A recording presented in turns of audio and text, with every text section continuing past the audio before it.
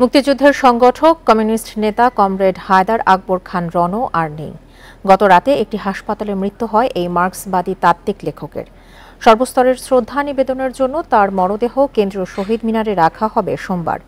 পরে বনানীতে মা বাবার কবরের পাশে তার দাফন হবে।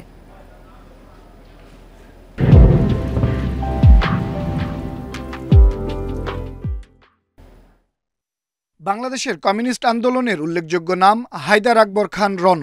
অবিভক্ত বাংলার কলকাতায় জন্ম ১৯৪২ সালের ৩১ আগস্ট। তবে পৈতৃক নিবাস নড়াইলের বরাশুলা গ্রামে। ১৯৬০ সালে ঢাকা বিশ্ববিদ্যালয়ে পড়ার সময়ই যুক্ত হন কমিউনিস্ট পার্টির সঙ্গে। রাজনীতি, কারাবাস সহ নানা কারণে পড়াশোনায় বাধা পড়লেও পরে স্নাতক হন আইনশাস্ত্রে। ৬৯-এর গণঅভ্যুত্থানে ছিল তার বিশেষ ভূমিকা। ছিলেন পূর্ব পাকিস্তান ছাত্র ইউনিয়নের সাধারণ সম্পাদক।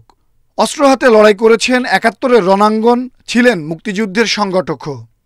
শেষ পর্যন্ত উনি কর্মঠ কাজ করে গেছেন তার বিশ্বাসের পক্ষে এবং লিখে গেছেন। দীর্ঘদিন ধরেই অসুস্থ। আপনারা জানেন যে উনি অক্সিজেন নিয়ে চলতেন, সিওপিডি রোগী ছিলেন, কিন্তু এরকম ওনার ব্রেন খুবই কাজ করত। বাংলাদেশের ওয়ার্কার্স পার্টির সঙ্গে দীর্ঘদিন সম্পৃক্ত থাকলেও ২০১০ সালে মতভিন্নতার কারণে যোগ দেন পিসিবিতে। ২০১২ সালে হন প্রেসিডিয়াম সদস্য। এরপর ছিলেন পিসিবির উপদেষ্টা হিসেবে। শুধু আমার বাবা ছিলেন না, আমার বাবা ছিলেন আমার কমরেড, আমাদের সবার কমরেড। উনি সারা জীবন সমাজতন্ত্রে বিশ্বাস করেছেন, সমাজতন্ত্রের রাজনীতি করেছেন। আমরাও সেই স্বপ্ন দেখে দেখে বড় হয়েছি। হায়দার আকবর খান রণর মরদেহ সর্বস্তরের শ্রদ্ধার জন্য সোমবার রাখা হবে কেন্দ্রীয় শহীদ মিনারে।